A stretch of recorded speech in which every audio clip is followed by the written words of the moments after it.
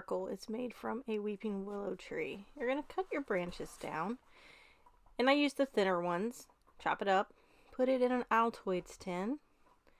You're going to put that tin in the bottom of your charcoal grill, start your charcoal, maybe grill some burgers. And we use charcoal.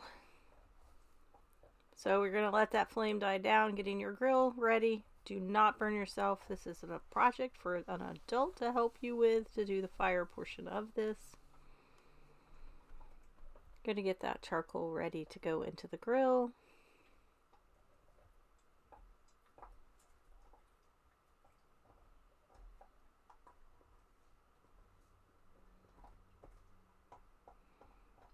You're going to put your tin in there.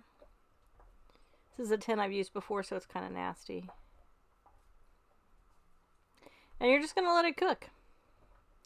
So we cooked our dinner, and the grill is still hot, and so I was waiting for that to cool down a little bit. Once you see no more flames, it will be no more orange. It's kind of ready to come out. And so I kept checking it back, and it took about an hour for it to cool down to where I could really touch it. And even when we started moving it, we brought the flames back up. All right, there you go. So now that it's almost all done, it's still like super, super hot if you notice that. We used tongs. We pulled the Altoids container out. And we put it over where we had some water to like kind of hose it off with because it was really hot. Once again, use a pot holder. Use tongs to hold it with. And try, it's hot. Don't get burned. So I kind of set it in the water. It sizzled when I set it in there. I sprayed it down a little bit before I tried to open it. I made sure the outside was nice and cool, but I still used my tongs. So there it is, sitting on the table, ready to be opened. It was the next morning, and this is what you end up with. You end up with willow charcoal. Welcome back. So in this section of the video, we are going to be taking our charcoal that we had already previously made, and after it is cooled, and we are going to make ink out of it. I had read a few articles on how you make ink, and it's intriguing to me because you can do something from basically what you have in your house or what you can find around you, and you can make art supplies. So the previous video we made charcoal. And this is the charcoal that I got, and I was using weeping willow tree, which makes the best charcoal, and it works just like the charcoal that I've bought in the stores for my entire art career.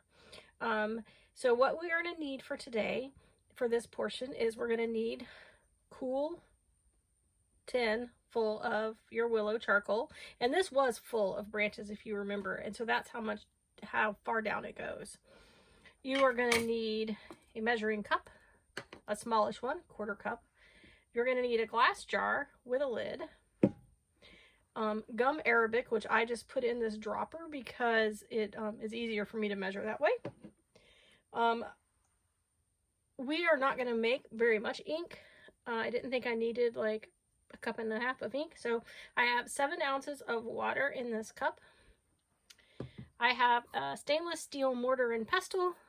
And this is 1 batch of charcoal ink. So, let's get started. For this portion of it, you're going to probably want to wear a face covering of some sort because this is going to kick up a little bit of dust. So I'm just kind of breaking them into pieces. If you don't want your hands to get charcoaly, which they're really kind of not, just go ahead and slip on a pair of gloves. That's always helpful when you're using art materials. Just to get in that good practice of it. They break in half really easily. You can tell I'm just like snapping these in half so they all kind of go down to the bottom of my mortar and pestle. And then I am going to not spill it everywhere. All right, so we have them broken up, and we're just going to start crushing it. And we want kind of a fine powder. I'm sure if you had like a dedicated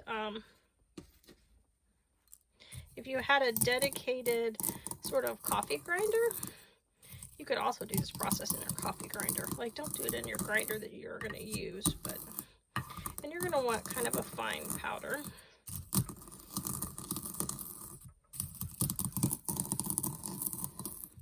So all I'm doing is I'm not pushing it up and down.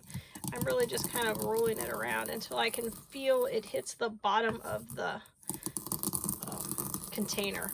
And you can kind of feel that. You can kind of hear that it changes. This is kind of a lot like printmaking to me. You can tell if the ink is ready because it sounds like honey. More so than looking at the consistency, I feel like.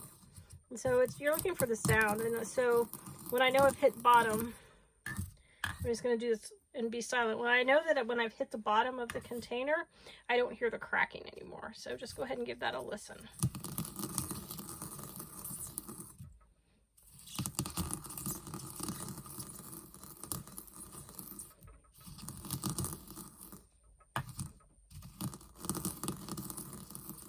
Okay, so I'm just going to work on this, and then I will be right back with you once I have this crushed up. You don't have to watch me crush charcoal.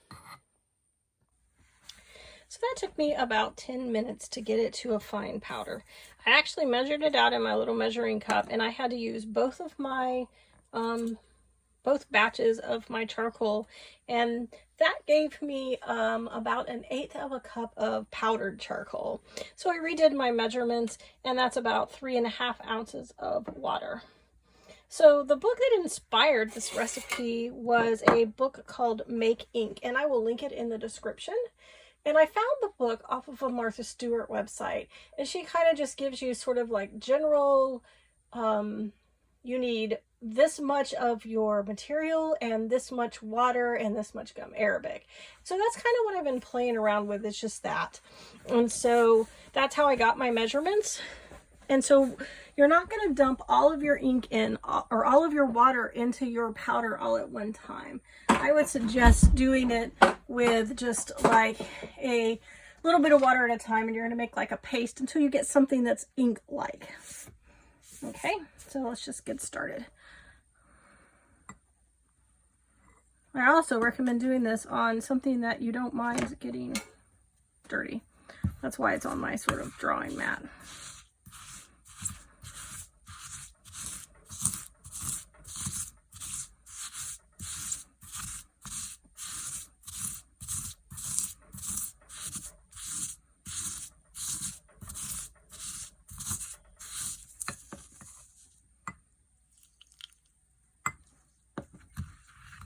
I also recommend that you have something to clean up water when you spill it everywhere. So let's just go ahead and put that on my little sponge. If you ever, as a child, if you ever played in the mud, this is what this reminds me of.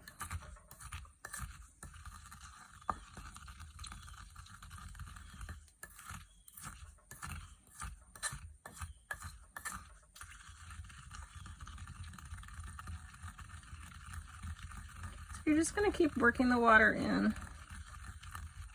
I actually have a paintbrush next to me because I want to be able to test it. And if you've been with me in the past, you know I have some like pieces of paper that I didn't like as I dyed them.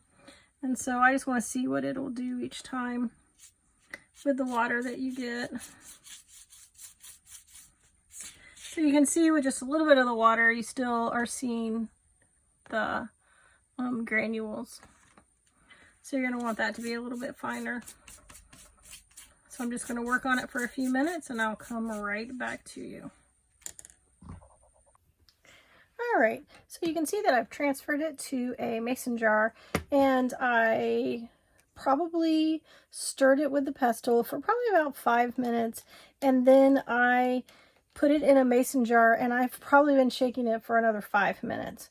So if you remember in the previous video, we were getting still some chunks of charcoal, and you can see as it's slowly incorporated into the water. And so you still kind of have a sludge sort of paste. So give it a little stir. And then let's paint this on there so you can see what you get. So you get kind of like a beautiful gray, not like a black. And I really, really enjoy these sort of colors of nature. And so I'm going to strain this briefly, at least a portion of it, so that you can see what it would look like if you strained the remaining charcoal out. And so to do that, so before I do it, I'm going to show you how I would do that. I have a second mason jar. I have a funnel, a canning funnel. Let's move you up a little bit. I have a canning funnel. And I just use a simple coffee filter like you would use for your coffee. And I'm just going to pour some of it in there and let it drain out for a moment. And then I'll be right back with you and we'll see what that looks like. Okay, and we're back. So if you remember correctly, this is what happened when it was unstrained. And once it's dry, you can actually just wipe it off.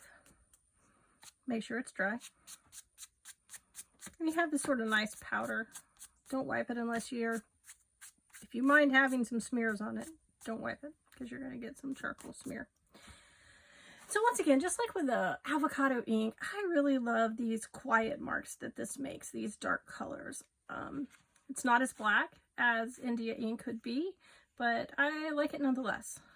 So I had to switch brushes. I had a small sort of catastrophe. And so you can see the difference. This is strained. And you have no properties. It's sort of like watercolor at this point. And I really, really love it.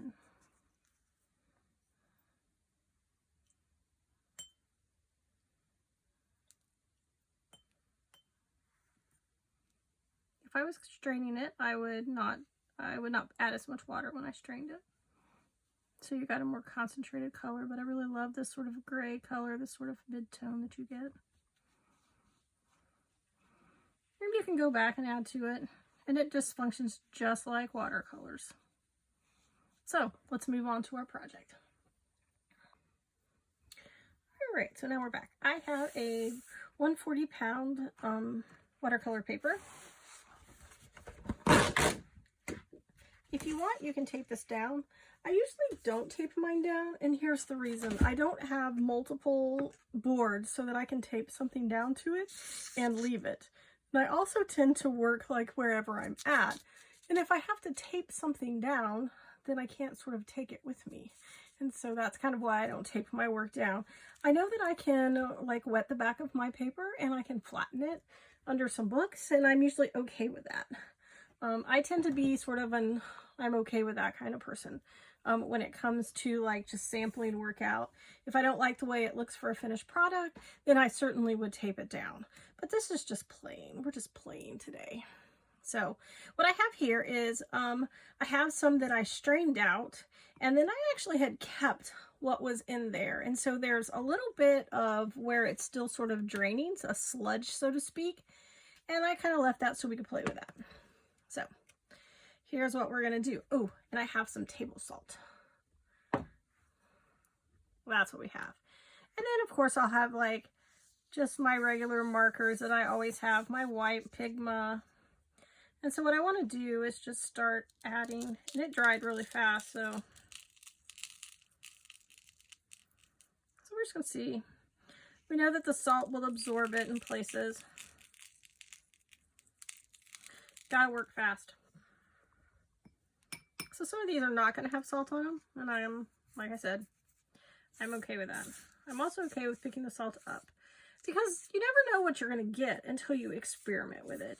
And when we're in the garden, I love that about the garden. The kids are always like, well, what happens if I do this? Well, I don't know. Let's try it and find out. Like, even if I know, I want them to have the experience. Sometimes it's the experience of finding something out that makes it sort of fun. Like, what would happen if I were to dump salt in my ink? I don't know. We could try it. That'd be, you know. So all you would do is like get another container. Don't do this in your ink container. The other thing I need you to realize is I didn't put gum arabic in this because I knew I was going to watercolor with it and not use it as ink.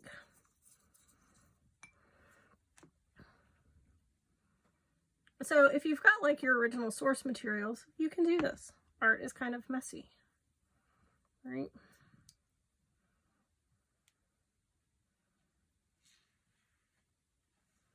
And you can see that it did kind of pick up the salt. Probably needs more salt than I put in there. I've always wondered what would happen if you paint with seawater. Like, would you get like sort of a salt mix? I don't know.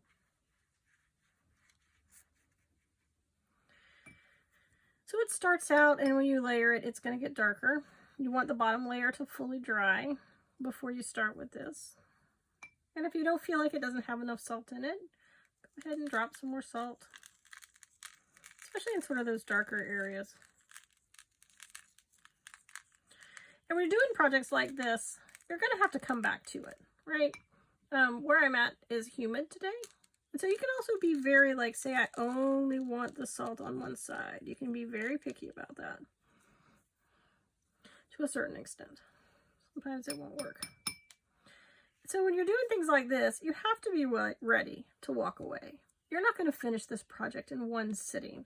And I feel like that's really nice. I feel like it's nice for children to learn that. I feel like it's nice as artists that we learn this, that you're not going to get something finished the first time. Sometimes you have to go back to it. And sometimes walking away from your work and going back to it is the beauty of doing art. You can work on it in your own time. I also love to work abstractly. I think that it makes art more accessible, so you can be more like, well, it doesn't have to be this finished thing. I don't have any preconceived notion of what this is going to be, so I'm just going to play. And in that play, you will find something that's kind of really, really beautiful that you want to continue. So let's set this aside and let it dry. And you remember those ugly papers I had from in one of the previous videos in the eco dyeing? So look, you can also just make streaks. There it goes. I kind of like that.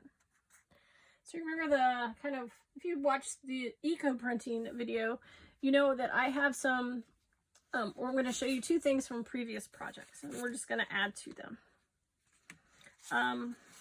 You remembered I had some sort of ugly papers from previous projects, and let's add to those and make background papers. You remember I really loved this one, so let's not touch that one. So just so you can see, this is what I did with the other eco printing one. It's really nice. Okay, so let's pick one that I think is kind of ugly. Maybe maybe that one. No. Maybe this one. Let's work on these two. And so I tend to do a lot of backgrounds. Like, I do a lot of backgrounds, and then when I need something, I'll be like, oh, that looks really fun. Let's do that. So you can add, I think we're going to need more ink.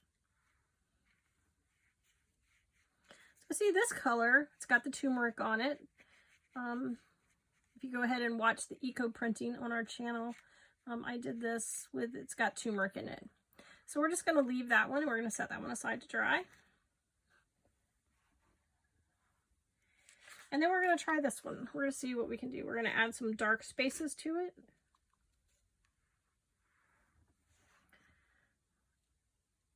And because I had already done this one with a little bit of salt, I am going to add salt back to this one because I think that will give it a nice glow.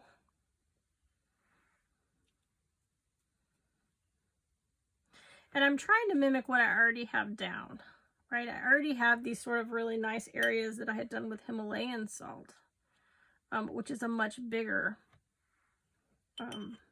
salt granule, so to speak. So I'm just trying to add into those, like give them little centers, and then cover up sections maybe I don't really like, because I don't really like that section. All right? And I'm also trying to keep this one super flat because I don't want it to like add any more. And I'm just going to cover the whole thing with salt.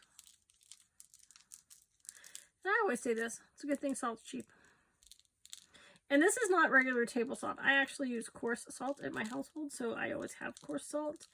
Fine salt would give you a finer sort of grain. And you can kind of see that it's already picking up. It's already absorbing. So I'm going to let these dry, and I will be right back with you when these dry.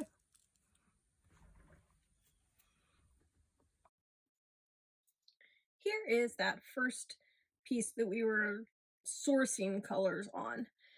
This is that very first portion of it where it only had very little bit of water and a lot of the powder. And because it's dry, I can move the powder off now. And so you can see that the less water, the darker the ink. That's going to make sense. I was looking for a sort of a grayer ink. That's why I kept adding water to it.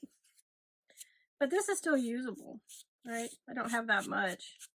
So all I'm going to do is like dump it back in one of my liquids.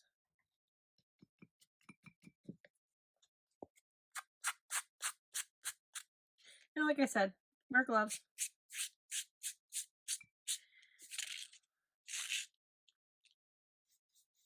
And so I have my favorite tools back.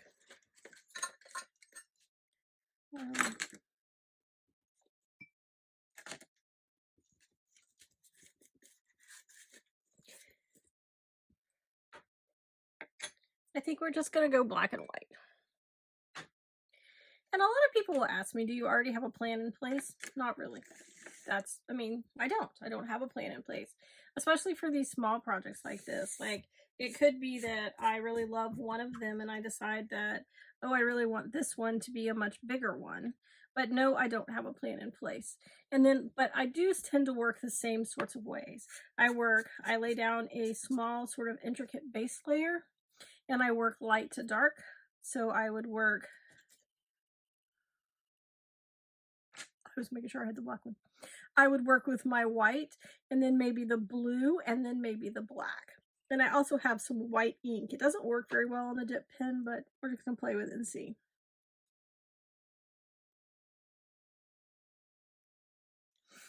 And so you can see that like these are test strips. That one didn't work out very well. The paper's, it's damp outside today. There we go. So if you're a quilter, you're going to notice that what I'm doing is stippling. I'm filling areas with color. And this paper's still a little damp. I would let it absolutely dry. Probably like 24, 48 hours before you try to use it again. So I would just add sections of color. And like I said, I almost always will add white or a light avocado ink first. And then kind of go back to it. You can tell that the pen gets drier, and as it hits a wet area, it kind of like fades out on me. If you're a quilter, you know that I'm just stippling. And all I do is say, this one area right here, I want to fill the entire area, and I don't want to go back on myself. And so I've machine quilted long enough to know that what you're really making is like C's. Like if you look at my pen, I'm just making C's. And I'm really just filling the area. You can do these big or small. I tend to do this first time. I tend to do it kind of like, I really prefer to do it smaller, but I want you to see it. So I just take sections. And the reason I'm avoiding the darker colors is I don't think the white will show up, and it's still really wet. And so we're not gonna go there.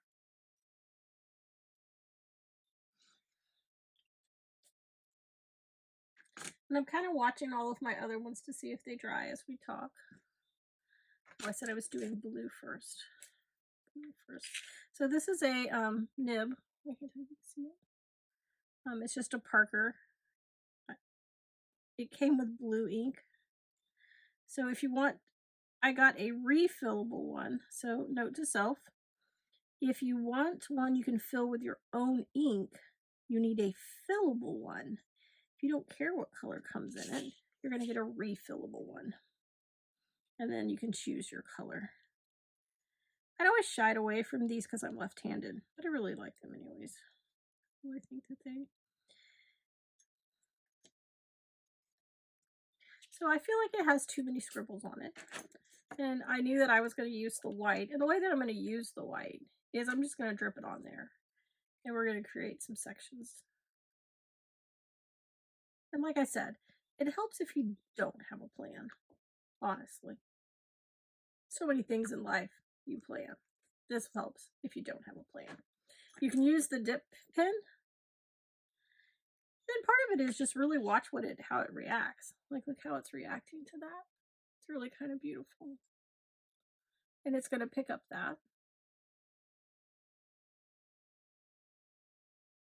So a lot of this is just watching it, seeing what it does. Is that something that's duplicatable? Is that a mistake that I don't want to do again, that I'm going to have to cut away? And that's perfectly okay. You can cut stuff away. Like I said, if we were in the garden, we were very limited on time and how much like resources and what we could have with us. And so our projects tend to be sort of like abstract in nature anyways, which is fine with me. I think the kids learn better if they don't have to like get involved in this has to be something else. You always want to draw with something to clean the nib of your pen, but you can easily just go through your pen. You're going to want to be able to wipe it out. But I really like the way that it's reacting, so I'm going to drop a little bit of the blue ink in there. This is why I love the dip pen. So all I have is Waterman. I love this color blue. Dip your pen straight in, straight out.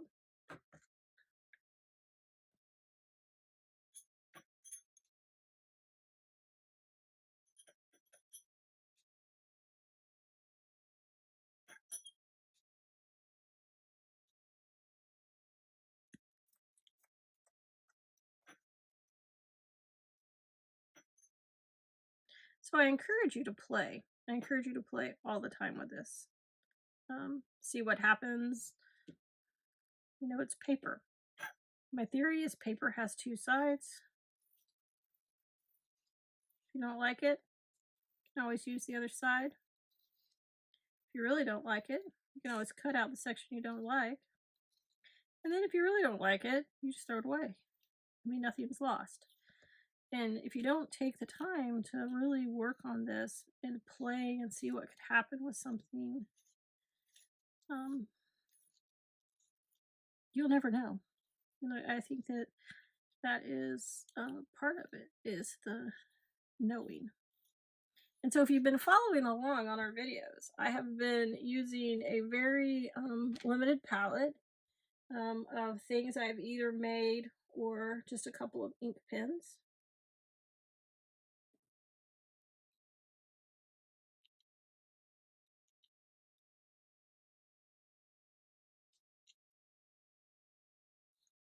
I really like how the natural inks merge with all the other ones.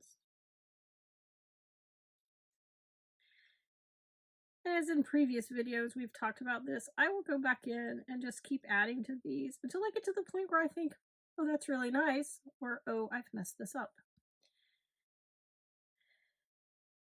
And I think that that's more important than the finished piece. Because without these little projects, you're never going to know how it's going to really turn out. You kind of stagnate.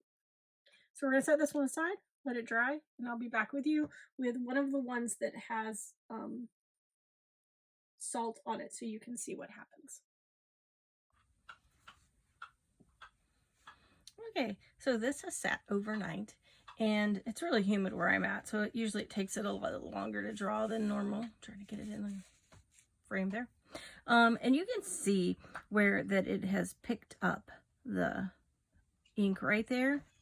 And so I am just going to brush it off, and then I'll be right back with you. Okay, so here we have it. And I had never tried salt with a natural ink. And then I'm going to give you a little bit of a backstory. Previously I had said I didn't add gum arabic. And the reason was, in the middle of filming, I spilled all the ink. And so last night, after I got everything cleaned up, I went back and redid it, adding gum arabic and water alternating by tablespoons. And so then I added more to it, and that's this darker color that you see. And so I'm going to play with the darker color. I obviously lost about half my ink when that happened. But I'm just going to show you what that's going to look like. And like always, I have, we don't use the big brush. I have my normal supplies that I love. I have my avocado ink from a previous episode, which is absolutely my favorite ink. And then I have the black ink. And I really tried just to stay black and white with this one. So let's put the that pen away. Let's not even have that over by me. And like always, I usually will have a test sample. So this is one of the previous eco-printed papers that I had used, and I did just put some black ink on it. Let's move this one because I really like it. And let's just do a test.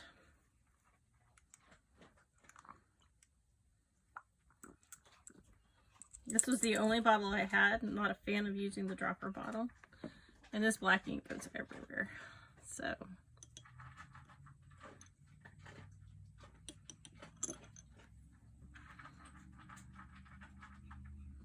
So you can see that it is blacker.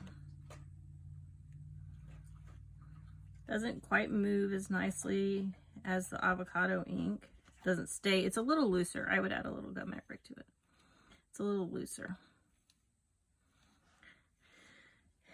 But you can see it definitely is a blacker color than what we got yesterday when I'd had the accident. And I will tell you, please try not to do that. That black ink went everywhere. Just for... It didn't stain anything though. That was good. It all came up, but it really did go everywhere.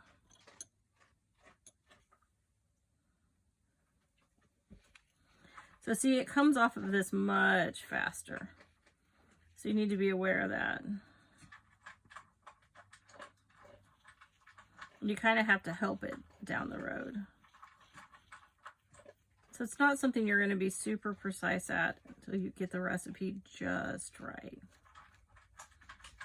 And it could have something to do with the humidity where I'm at. Okay. And I'm just going to show you the difference with the avocado ink, just so you have that reference point. And I will say the avocado ink is not, it feels exactly the same to me. Like, it looks exactly the same consistency and everything. So I don't know what the difference is.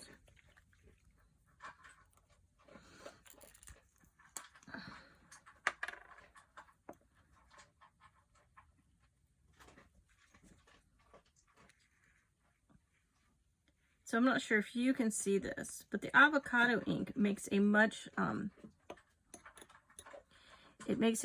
more constant line, whereas I couldn't get that with the black ink.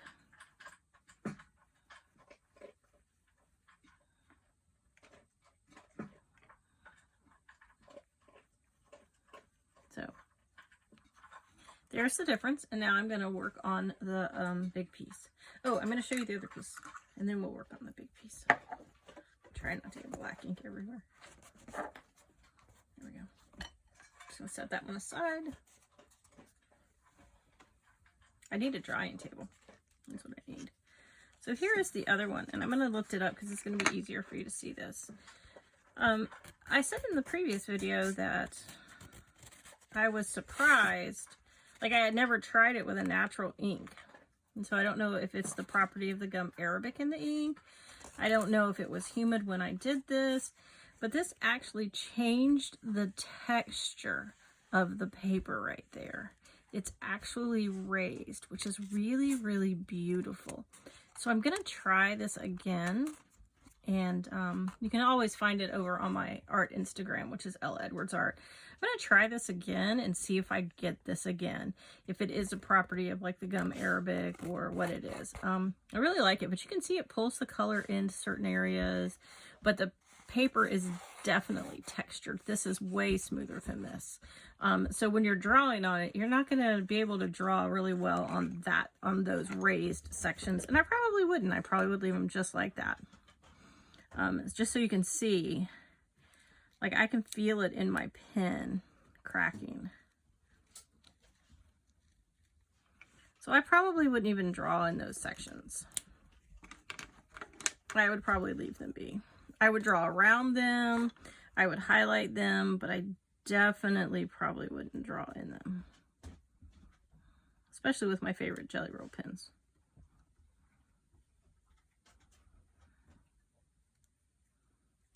So now let's go back and let's work on the big piece.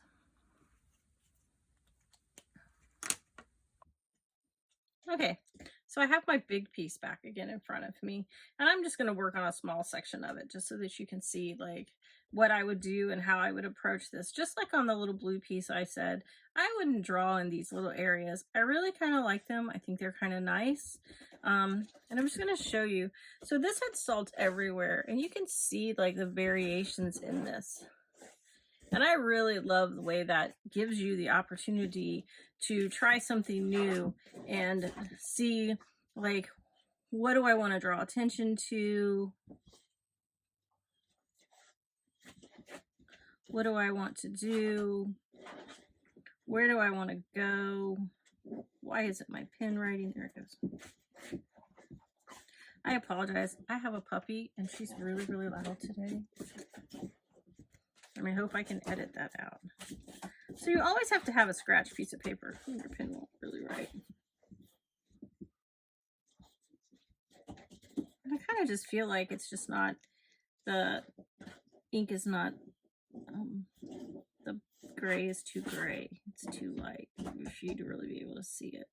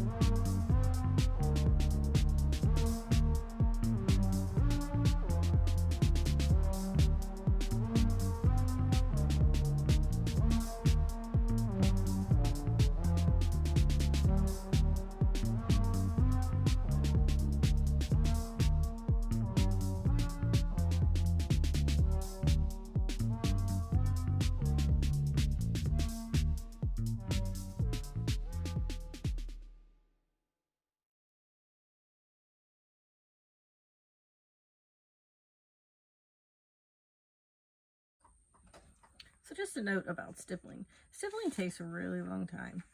And when I stipple, I'm trying to get it to where you can see that one little section, I pick a section and I decide I'm going to stipple in that section only. And I usually will outline it and then go back and fill in. I got a little off there. If you sat down and thought I was going to stipple this whole section, it would take a while. Stippling is my favorite to do, only because I love the dots, and I love that I can make the dots close together, or I can make the dots further apart, and I can build up a darker color, like a shading almost. Like I could shade this one section just by just continuing to add little dots. Think of like sort of the master painters that did this with color. Seurat did this. He did it with color. Did the huge painting that's in Chicago, The Study Is. And so I probably honestly will cut this paper in half, just because I like working on a smaller section, and then it just gives me more opportunity to play. So I'm going to kind of show you, because I don't really, when I'm working on them, I do not,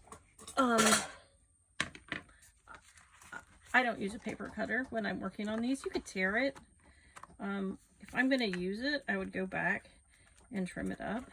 So I'm just going to tear it just to show you.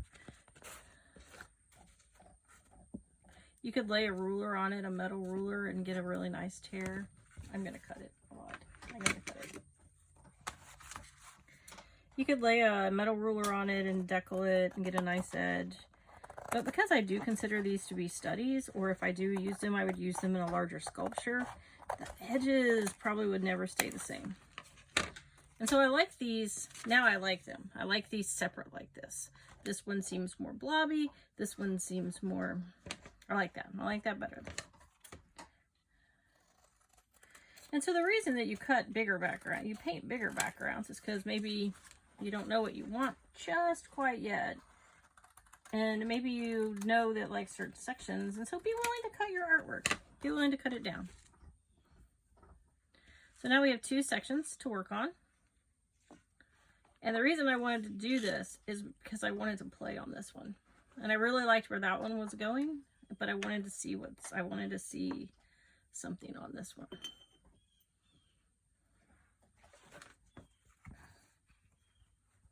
So I got my avocado ink.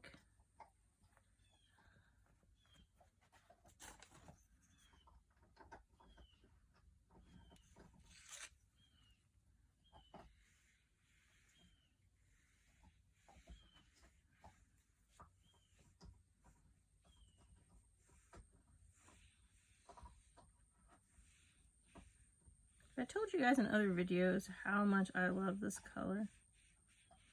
I love this color.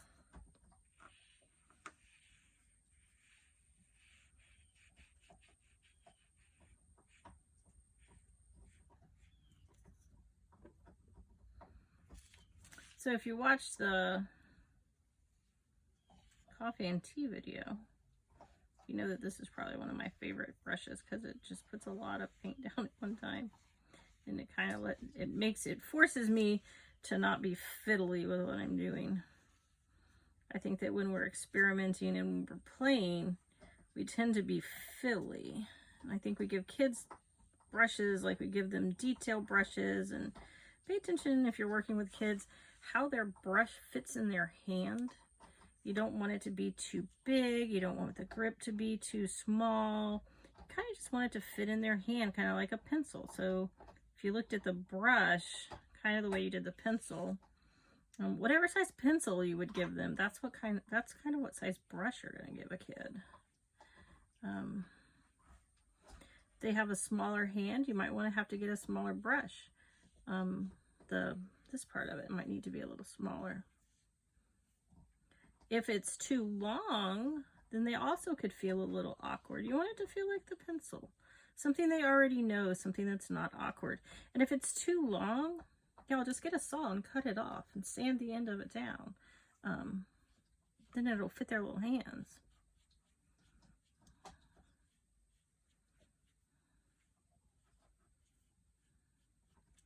So we're going to let that one dry. I'm not going to finish this one today. You can see these over on L. Edwards Art. That's where I'm going to post all the finished ones. Because remember I said I wanted to keep it black and white, and I couldn't do that. I didn't cut it in half. This one is just going to be stippled. I'm just going to continue stippling it. My wonderful pins don't show up on it, and well, that one shows up a little better. So I probably will add these in sections. I wish they made, maybe they do make a dark gray. Maybe I'll go look. You can see where I write with that. You just can't see it very well. Like, you'd have to be up close to it. Like, I think you can see it, but not on the video.